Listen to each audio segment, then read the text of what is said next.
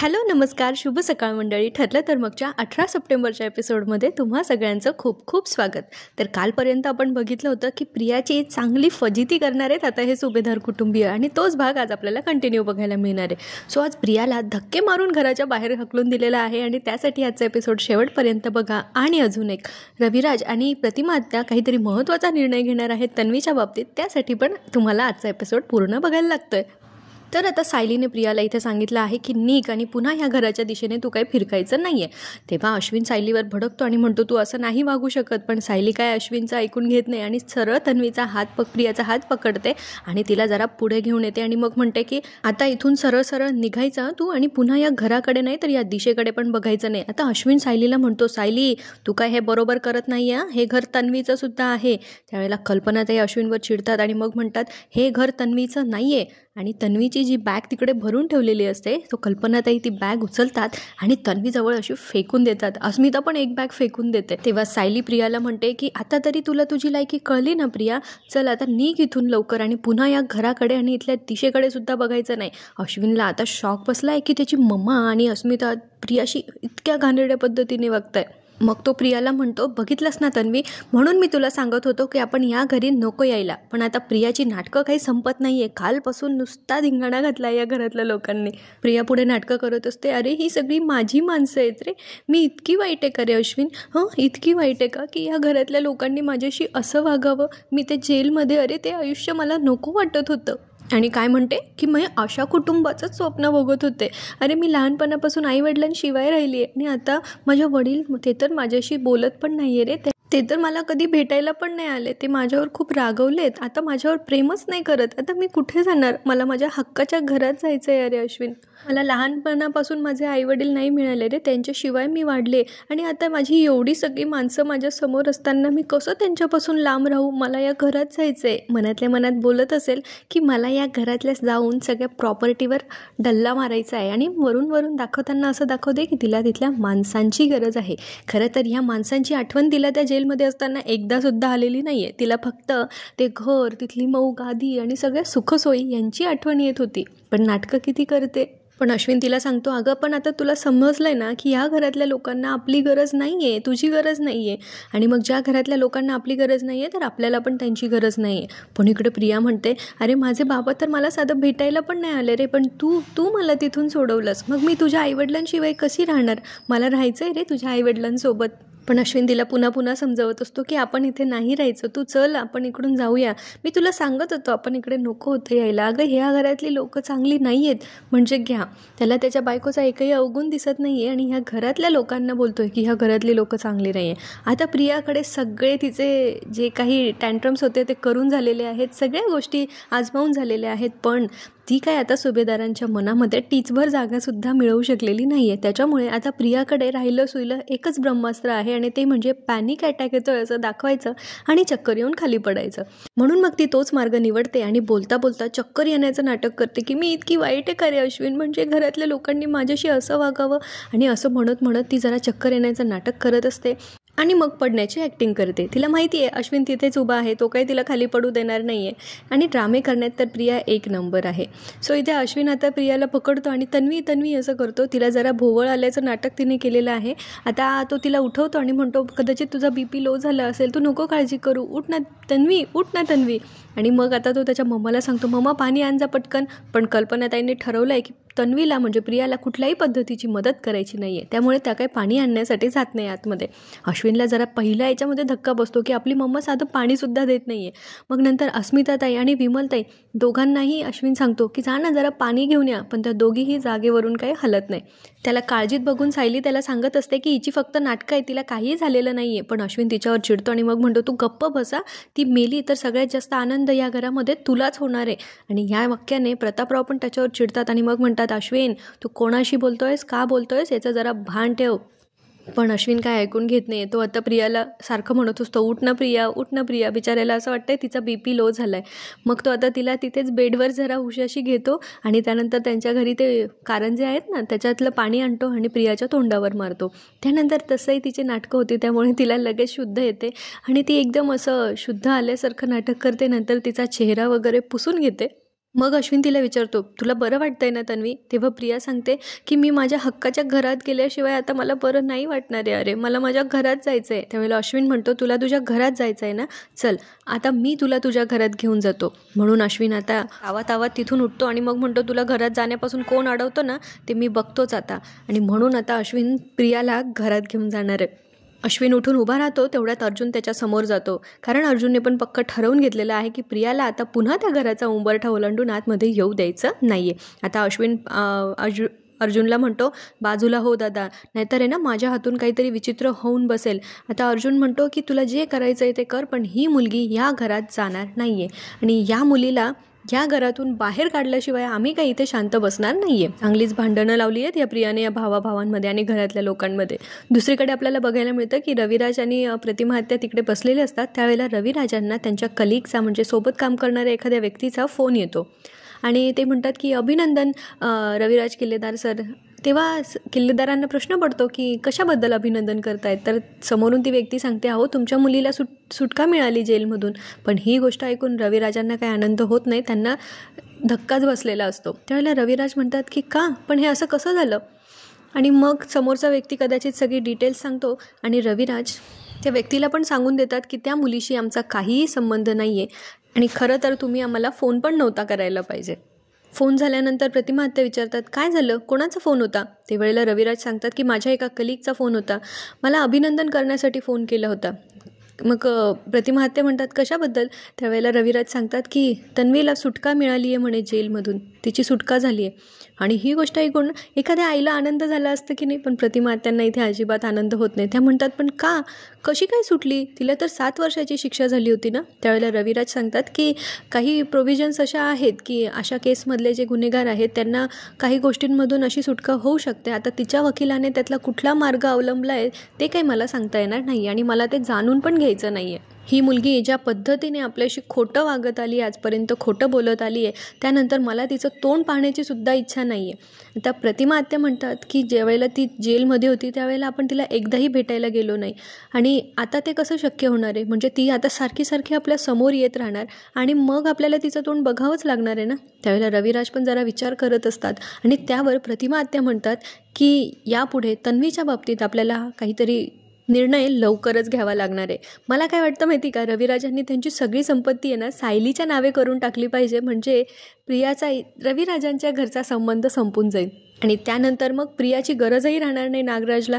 त्यामुळे तो प्रियालाही संपवू शकतो आणि इतकं सोपं हे सगळं गणित होऊन जाईल. पण रविराजांची मुलगी आहे त्यामुळे ते असा डिसिजन घेतील की नाही काय माहिती, पुढच्या भागांमध्ये आपल्याला कळेलच. इकडे अश्विन आणि अर्जुनच्या भांडणामुळे आता कल्पनाताई मध्ये पडतात आणि मग अश्विनला म्हणतात की अश्विन तू चुकीचं वागतोयस, या मुलीचं ऐकून तू आपल्या घरामध्ये भांडणं करतोयस. तुला यायचं असेल तर तू या घरात येऊ शकतोस, पण ही मुलगी या घरात येणार नाही. अश्विन पुढे प्रियाला सांगत असतो की या घरातल्या लोकांनी तुला जेवण तर आधीच नाकारलं होतं, पण आता ही लोकं इतक्या खालच्या थराला गेली आहेत की यांनी तुला पाणीसुद्धा नाकारलं आहे. आणि आता अश्विनने पक्क ठरवून घेतलं आहे की माझ्या बायकोची या घरात जाण्याची, तिच्या हक्काच्या घरात जाण्याची इच्छा आहे आणि ती इच्छा मी पूर्ण करणारच आहे. पण सायलीने पण ठरवून घेतलं आहे, ती अश्विनला म्हणते की ही मुलगी या घरामध्ये जाणार नाही आहे, कारण ती जर या घरात आली ना तर फक्त हे घर पोखरणार आहे. अश्विनचं पण चाललंय की मला या घरामध्ये जाण्यापासून कोण अडवणार आहे, तू काय करून घेणार आहेस. त्यावेळेला प्रतापराव म्हणतात की अश्विन या मुलीसाठी तू या घरामध्ये भांडण करू नकोस. आता प्रिया पण नाटक करते आणि सांगते तू माझ्यासाठी भांडू नकोस. अरे पुढे अस्मिता पण सांगते की अरे ह्या मुलीचे काय काय नाटकं आहेत ना हे सगळे मला माहिती आहेत, मी हिच्या सगळ्या नाटकांचा पाढा तुझ्यासमोर वाचेल, फक्त तू माझ्यावर विश्वास ठेव. आणि प्रियाला पण सांगत असते की माझ्या साध्या भोळ्या भावाला तू फसवू शकते पण तू मला नाही फसवू शकत. त्यानंतर अश्विन म्हणतो की आता आहे ना मला कोणावरच विश्वास राहिलेला नाही आहे, या घरातल्या कुठल्याच व्यक्तीवर मला विश्वास नाही आहे. म्हणजे बघा ना, अश्विन एकदासुद्धा विचार करत नाही की एवढी लोकं त्याला समजवत आहेत, त्यामागे काहीतरी तथ्य असावं ना. आता सायली पण सांगते की ही मुलगी ज्या घरात जाईल ना तिथे फक्त ते घर पोखरणार आहे आणि फक्त दुःख देणार आहे. त्यावेळेला अश्विन तिच्यावर चिडतो आणि मग म्हणतो तू तर काही बोलूच नकोस ग, तन्वीला घरात घ्यायचं नाही हा निर्णय तुझा आहे आणि घरातली ही सगळी लोकं तुझ्या तालावर नाचतायत, पण मी हे असं होऊ देणार नाही आहे. त्यावेळेला अर्जुन चिडतो अश्विनवर आणि मग म्हणतो शटाप अश्विन, तू माझ्या बायकोशी बोलतोयस लक्षात ठेव. त्यावेळेला अश्विन पण अर्जुनवर चिडतो आणि मग म्हणतो काय करणार आहेस तू, मारायचं आहे तुला, मार ना, मग मार ना.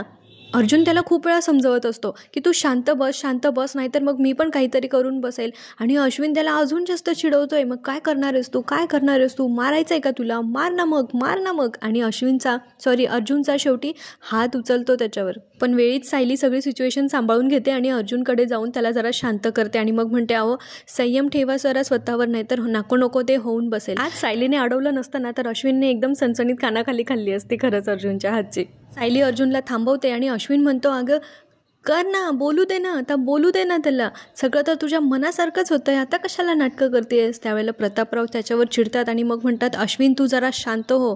आणि काय या मुलीसाठी काय तू या घरामध्ये आता मारामारी करणार आहेस का?